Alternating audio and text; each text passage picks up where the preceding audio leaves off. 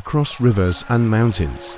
On the morning Lena Hart walked into the mountains, she carried a backpack, a broken compass, and a letter from the man she had not been able to save. She did not tell anyone she was leaving. She did not take her phone. She did not leave a note on the kitchen table. She only stood in the doorway of her apartment at dawn, looked once at the life she had built and no longer recognized, then stepped outside before the city could wake up and ask her to keep pretending. Behind her was a job she had not returned to in 6 weeks, a bedroom where half the closet was still full of Daniel's clothes, a sink with one coffee mug that had not been washed because it was the last cup he had used, and on the small wooden table by the window, a stack of sympathy cards she could not open. People had sent flowers, people had sent food, people had sent messages that began with "I can't imagine what you're going through," which was true. They could not imagine it, because if they could, they would know that grief was not only sadness, it was noise. It was a door slamming inside her chest every morning. It was reaching across the bed in the dark and finding only cold sheets. It was hearing a song in the grocery store and suddenly forgetting how to stand. It was anger at strangers who laughed too loudly, at sunlight that arrived too brightly, at the world for continuing with such shameless confidence.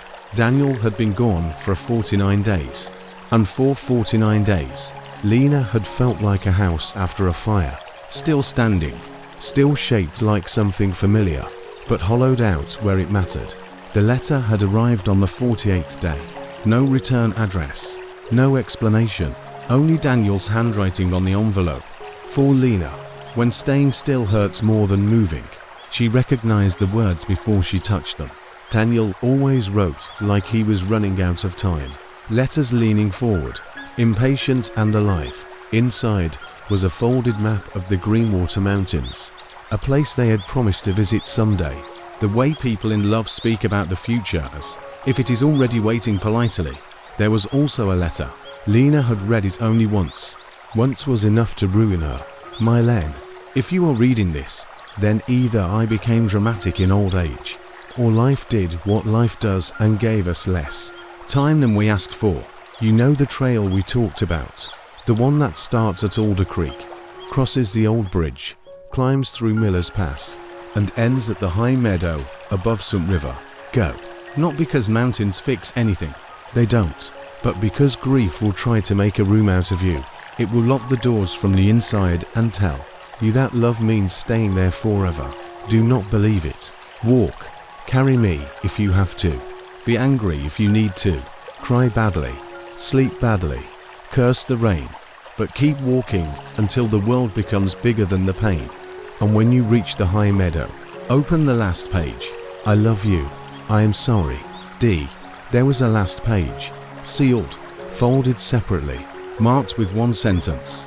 Not yet. Lena hated him for that. For leaving her instructions.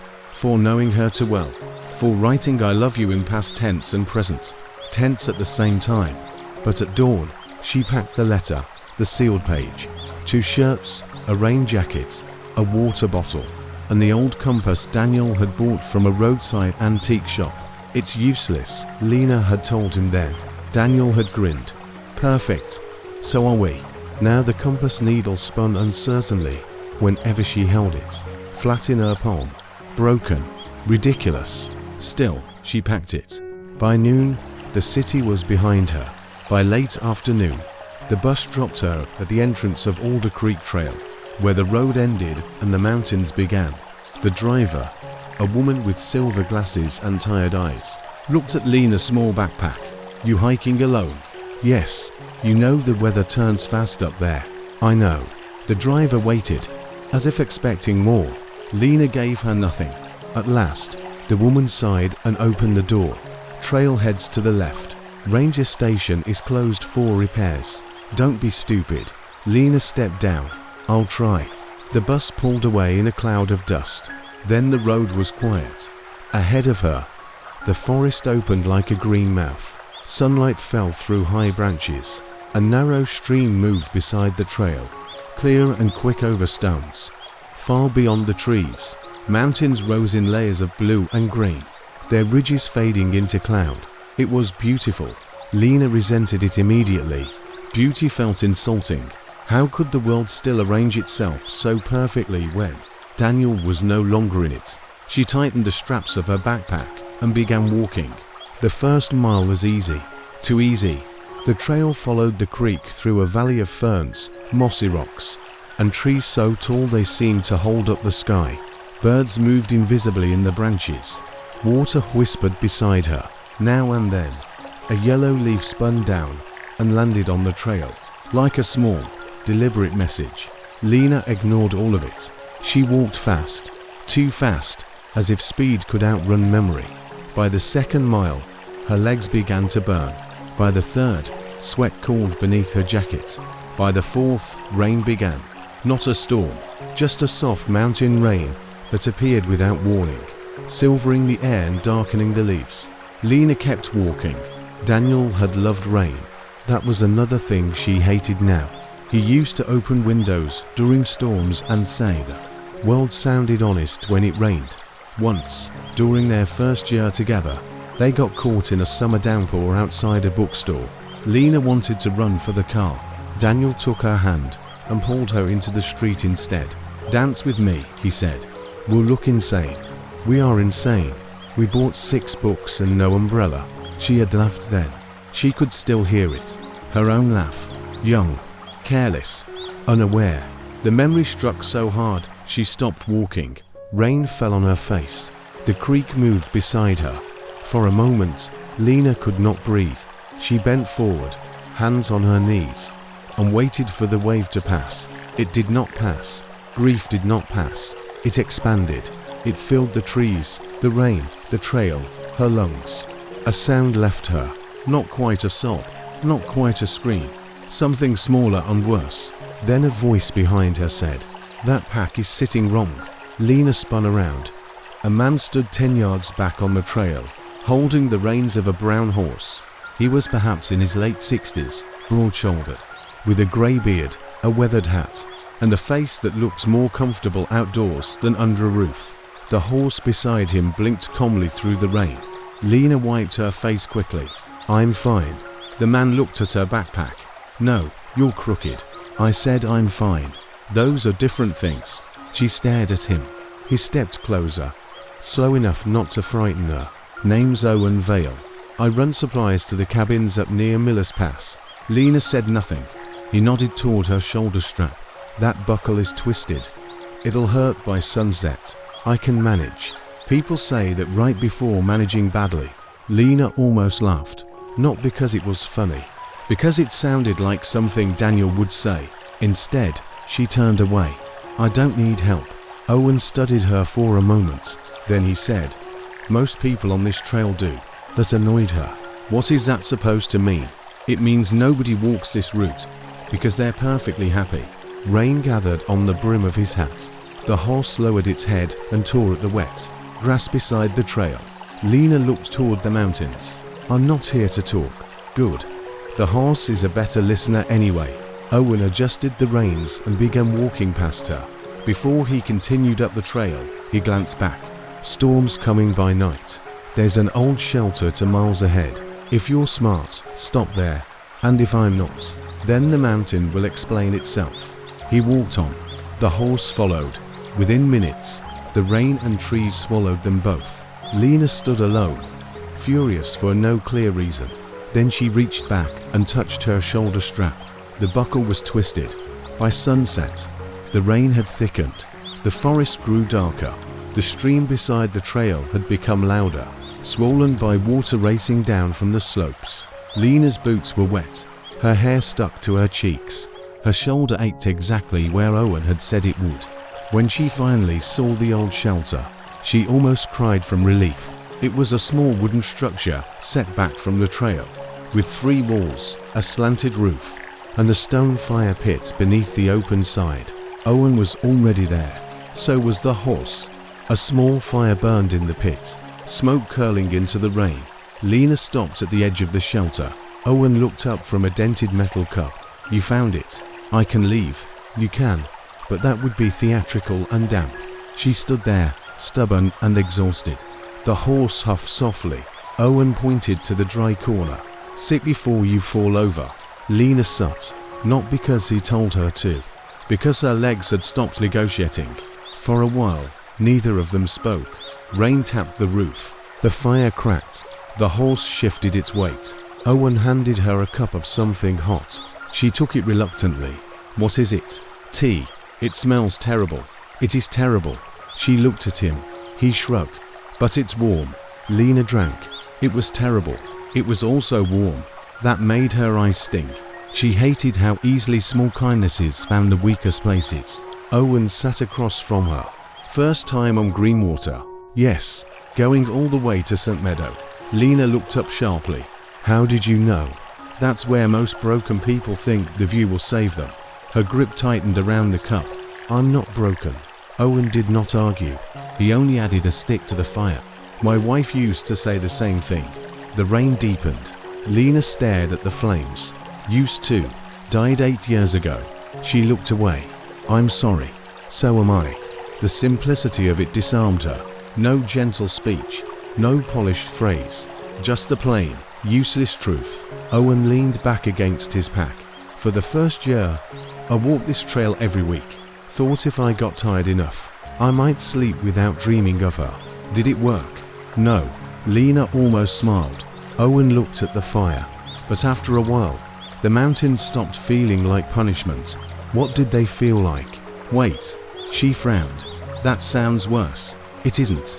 Punishment pushes you down. Weight teaches you what you can carry." Lena looked at him then. The firelight moved across his face. He was not trying to comfort her. That made him easier to believe. She reached into her jacket and touched Daniel's letter through the fabric. Owen noticed but said nothing. Outside, the storm rolled over the valley. Thunder moved somewhere beyond the trees. Lena slept badly. She dreamed of Daniel standing across a river, calling her name. Every time she stepped into the water, the current carried him farther away. When she woke, the shelter was pale with morning light. The rain had stopped. Owen was gone. So was the horse. On the ground beside her pack was a small strip of leather, a needle, and a note written on the back of an old receipt. "Fix the strap before it fixes you." No signature. Lena stared at it. Then, despite herself, she laughed. It came out rough, almost painful, but real. She repaired the strap badly. Then she kept walking. The trail climbed after that. The forest thinned. The creek dropped lower into the valley, flashing between stones far below. Sunlight broke through clouds, turning the wet leaves bright and sharp. Every step pulled at Lena's thighs. Every breath felt heavier. She had expected grief to make the journey meaningful. Instead, it made everything irritating. The mud, the insects, the steep switchbacks, the way her socks rubbed at her heel, the way Daniel's letter seemed to weigh more than everything else in her pack. By afternoon, she reached the old bridge. It crossed a narrow gorge where the river ran white and loud over black rocks. The bridge was wooden, patched with newer boards, its railings slick from rain. Lena stopped before it. Daniel had circled this place on the map. Beside it, he had written, "You will hate this part. Keep going." She hated that he was right. Halfway across the bridge, the wind rose. Mist lifted from the river and touched her face. Below, the water rushed with such force that it seemed less like a river and more like something escaping. Lena gripped the railing. Suddenly, she remembered the hospital, the white walls, the doctor's mouth moving, the phrase, "We did everything we could," the way time collapsed after that, the way she had nodded as if she understood, when actually she had left her body and never fully returned. Her knees weakened. The river roared. She closed her eyes. "Daniel," she whispered. The name disappeared into the water. A voice from the far side of the bridge answered. "Bad place to stop." Lena opened her eyes. A girl stood at the end of the bridge, wearing a red raincoat and carrying a fishing pole. She looked about 13. Her dark hair was braided over one shoulder. A scruffy dog stood beside her, watching Lena with deep suspicion. "I'm not stopping," Lena said. "You are literally stopped." The dog barked once, as if agreeing. Lena took a breath and forced herself forward. When she reached the far side, The girl stepped back to let her pass. You okay? Yes. The girl tilted her head. Adults lie in boring ways. Lena blinked. What? My grandma says if you're going to lie, at least make it interesting. Despite everything, Lena smiled. Who is your grandmother? May Park. She runs the Ridge store. I'm Junie. The dog barked. That's Captain. Captain. He promoted himself. Lena looked at the dog. Captain sneezed. Junie pointed at Lena's map pocket. You going to St. Meadow? Yes. Why? Lena hesitated. Someone asked me to. Dead someone? The question struck with such bluntness that Lena could only stare. Junie shrugged. People walking that trail usually have a dead someone. Lena looked at the river. My husband. Junie nodded, suddenly softer. My brother. The wind moved between them. Lena looked back at her. How old was he? 17. River took him in spring melt 2 years ago. I'm sorry. I hate when people say that. So do I. Junie looked surprised. Then she smiled a little. Good. For a while, they stood beside the river. Captain sniffed Lena's boot and seemed to decide she was not dangerous. Junie cast her line into a comma pulled downstream. Lena should have continued walking. Instead, she sat on a rock. Junie asked no gentle questions. She only talked about fish, weather, tourists who wore expensive boots and still slipped in mud, and how Captain once stole an entire sandwich from a park ranger.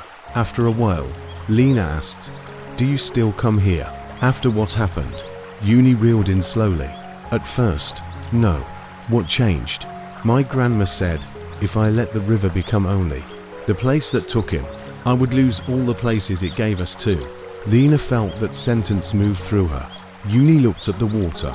My brother taught me to fish here. He threw me in once. I pushed him in twice. We used to skip stones until Grandma yelled that we were wasting perfectly good rocks. She smiled faintly. I still hate the river some days. That makes sense. But I don't want hate to be the only thing left between us. Lena looked down at her wedding ring. She had not taken it off. She did not know if she ever would. What if hate is easier? Junie cast again. Then it probably isn't finished teaching you. Lena stared at her. You're 13. 14 next month. That explains it. Junie grinned. When Lena finally stood to leave, Junie handed her a small flat stone. What's this? A rock. I can see that. Good. Adults need wins. Lena almost laughed again. Junie nodded toward the trail. Take it to the meadow. Leave it there if you want. Why? So the mountain knows you came through. Lena held the stone. It was smooth, grey, ordinary. Somehow, she could not throw it away. By evening, the trail reached Miller's Pass. The wind was colder there. The trees grew shorter, bent by years of weather. The mountains opened around Lena in every direction, ridge after ridge, valley after valley, endless and indifferent. She found a cabin near the pass, one of the old hiker shelters Daniel had marked on the map. Inside were wooden bunks, a rusted stove, and names carved into the wall by people who had needed proof they existed somewhere. Lena lit no fire. She ate crackers and half an apple. Then she unfolded Daniel's letter again. She read the first page, then the second, then the line she had avoided since leaving the city. Carry me if you have to. Her anger returned. Hot, sudden. Why? She said to the empty cabin. The word became louder. Why do I have to carry you? Wind pressed against the walls. The cabin creaked. Lena stood, shaking. You left me. You left me with your clothes and your books and your stupid coffee mug. You left me with people asking if I'm okay. You left me with every place we were supposed to go. Her voice broke. And then you left me a map. She threw the letter onto the floor. Then she sank down beside it. For the first time since the funeral, Lena did not cry quietly. She cried like something wild, like the storm had finally found a door. She cried until her throat hurt, until her head ached, until there was nothing left in her but breath. Outside, the mountain wind moved through the pass. Inside, the letter lay open on the floor. After a long time, Lena picked it up. The paper was wrinkled now. A tear had blurred part of Daniel's handwriting. She smoothed it gently with her palm. I don't know how to do this, she whispered. No one answered. But for the first time, the silence did not feel empty. It felt like space. Morning came cold and clear. Frost silvered the grass outside the cabin. Lena stepped into the light and saw the world below her. The valley she had crossed, the river flashing like a thread, the forest rising and falling. Far away, clouds moved over the peaks. She should have felt triumphant. She did not. She only felt tired. But it was a cleaner tiredness than before, less like drowning, more like having carried something heavy and finally admitting it was heavy. She walked on. The trail descended from the pass into a valley full of sunlight. By midday, she reached a wide meadow where horses grazed near a stream. A small cabin stood at the edge of the trees. Smoke lifted from its chimney. Owen was there, repairing a fence. The brown horse stood beside him, flicking its tail. Lena stopped. Owen looked up. "Well," he said, "you're less crooked. I fixed the strap. Badly. You didn't even look. I heard it from here." She rolled her eyes. But there was less force in it now. Owen nodded toward the cabin. "Coffee. I thought you only had terrible tea. I save coffee for people who survive bridges." Lena followed him to the porch. The coffee was too strong, but better than the tea. They sat facing the meadow. For a while, the only sounds were insects, wind, and horses tearing grass. Lena took Junie's stone from her pocket and turned it. In her hand, Owen noticed, "River stone. A girl gave it to me. Junie. You know her. Everyone knows Junie. She's a weather system with braids." Lena smiled. She said, "I should leave it at the meadow. Are you going to?" "I don't know." That's an honest answer. Lena watched the horses. Then she asked, "Does it ever stop hurting?" Owen did not answer quickly. She appreciated that. Finally, he said, "No."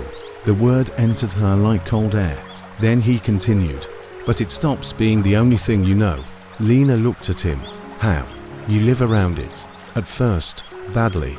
You build little paths, morning coffee, feeding the horse, fixing a fence, walking to the store. One day you realize the pain is still there, but there are other rooms in the house." Lena looked toward the mountains. "I don't want other rooms. I want the old house back." Owen nodded. "I know." Her eyes filled. Owen did not look away. "That is the worst part," he said. "You never get the old house back." Lena pressed her lips together. "But you can learn to live in the one that remains." The wind moved over the meadow. A horse lifted its head. Somewhere far off, water moved through stones. Lena took Daniel's letter from her pocket. "He told me to open the last page at St. Meadow." Owen sipped his coffee. "Are you afraid of what it says?" "Yes." "Then it probably matters." She hated how often mountain people said simple things that were impossible to dismiss. That afternoon, Owen let her walk with the brown horse. The horse's name was Mercy. Lena found that ridiculous. "Mercy," she repeated. Owen shrugged. She came with the name. "I try not to argue with animals larger than me." Mercy walked slowly beside Lena, reins loose in her hand. At first, Lena felt awkward. Then the rhythm of hooves and steps began to calm something in her. They followed the stream through the meadow, where dragonflies hovered above the water and sunlight moved across. The grass like breath. Lena told Mercy about Daniel. Not all at once, not dramatically, just fragments. How he sang badly while cooking.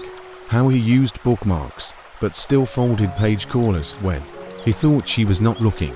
How he cried during old dog movies and denied it every time. How he wanted to see this trail but always said they had time.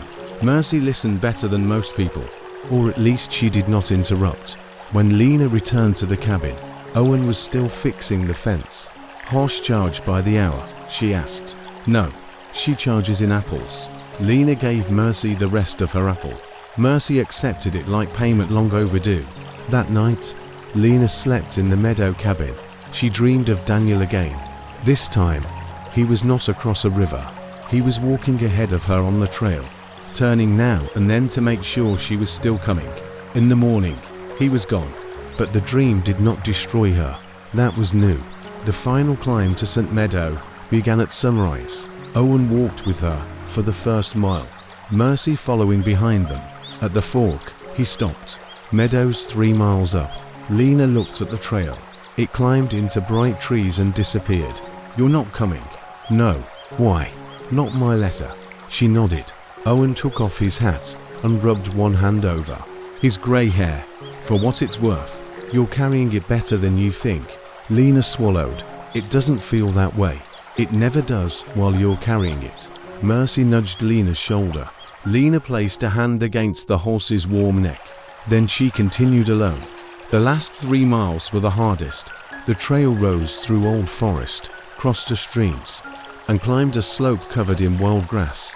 Lena stopped often, not because she could not continue, because she had stopped needing to punish herself with speed. At the second stream, she knelt and washed her face. The water was so cold it shocked her breath away. When she looked down, she saw her reflection trembling. For weeks, she had avoided mirrors. Now she studied her own face. Thinner, older somehow, eyes shadowed, but still hers. Not Daniel's widow, not the woman people pitied, not the burned-out house. Lena, cracked, tired, still here. She touched the water. The reflection broke, then returned. By late afternoon, she reached St. Meadow. It opened suddenly at the top of the ridge, wide and green beneath a sky so vast it seemed to have no edges. Mountains surrounded it on every side. A river began there, not yet powerful, only a clear stream slipping through grass and stones. Wildflowers moved in the wind. The light was soft and gold. Lena stood at the edge of the meadow and understood why Daniel had wanted this place. It did not feel like a destination. It felt like a beginning the world had kept hidden. She walked to the stream and sat down. For a long time, she did nothing. Then she took out Junie's stone and placed it beside the water, so the mountain knows you came through. After that, she unfolded Daniel's letter. Her hands trembled as she opened the sealed last page. There were only a few lines. My Len, if you made it here, then you carried more than anyone should have to. I wish I could take the pain from you, but I know love does not work that way. So here is the last thing I can ask. Do not make your life a monument to losing me. Make it a road. Take me with you, yes, but take me forward. When you miss me, walk. When you hate me, walk. When you love me, walk. And one day, when joy finds you again, do not send it away because it arrived after me. Let it in. I will not be replaced. Love does not work that way either. I will be part of the ground beneath you, part of the river beside you, part of the person you become because you kept going. Go see everything we did not have time to see. Across rivers, across mountains, across whatever comes next. I'll be with you, not behind you, with you. Always. D. Lena read the page once, then again. Then she pressed it against her chest and finally understood why he had made her wait. If she had read it in the apartment, it would have felt like abandonment. Here, after the rain, the bridge, the river stone, the holes, the pass, the tears, the walking. Here, it felt like permission, not to forget, never that, but to continue without treating continuation as betrayal. The sun lowered behind the mountains. Gold moved across the meadow. Lena sat beside the stream until the first stars appeared. Then she took off her wedding ring. For a moment, panic rose in her throat. She almost put it back on. Instead, she held it in her palm. It was warm from her skin. Small. Impossible. She did not throw it into the river. She did not bury it.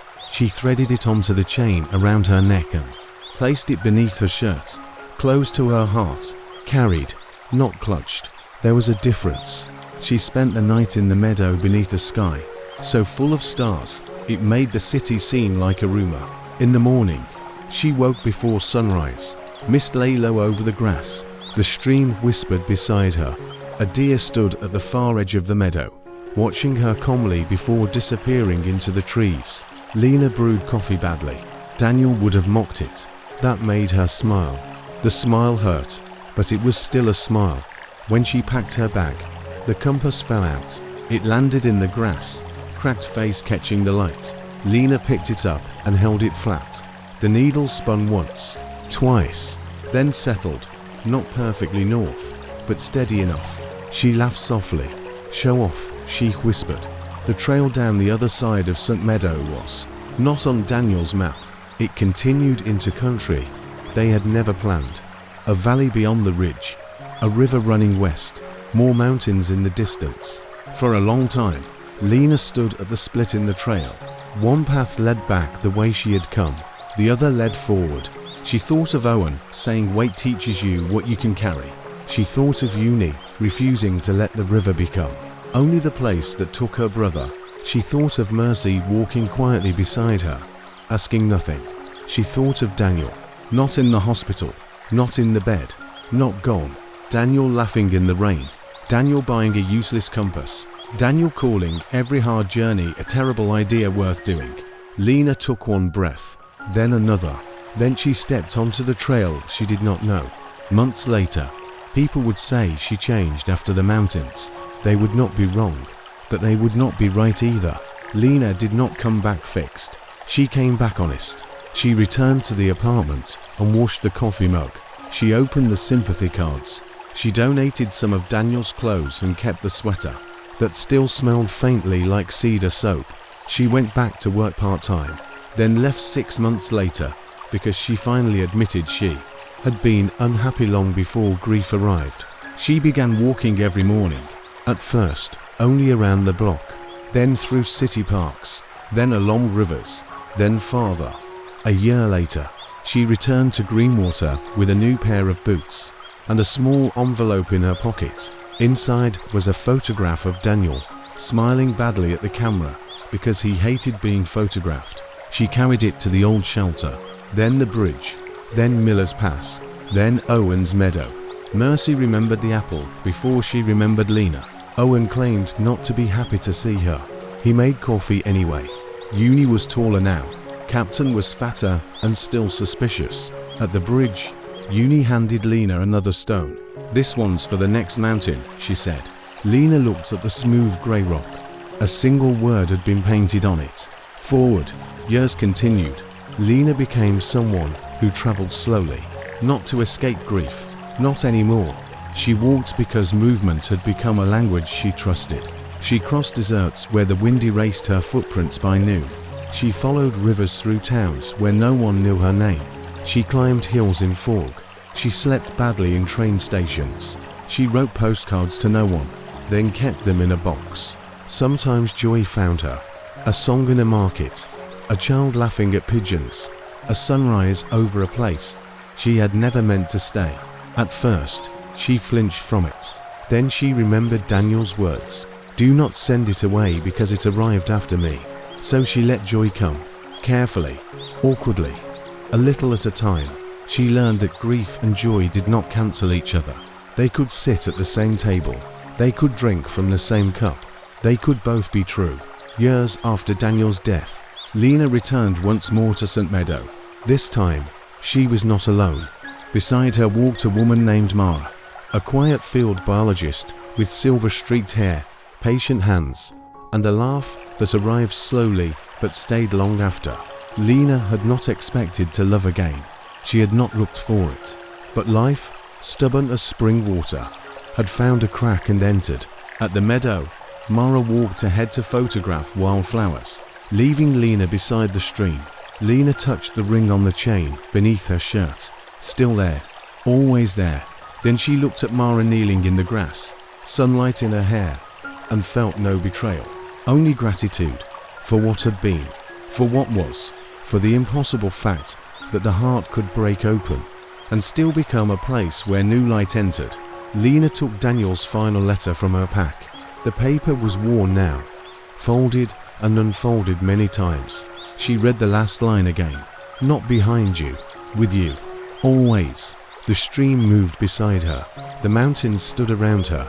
Mara called her name from across the flowers. Lena smiled, and for the first time, the smile did not hurt. That evening, as they descended the unknown trail beyond the meadow, Lena looked back once.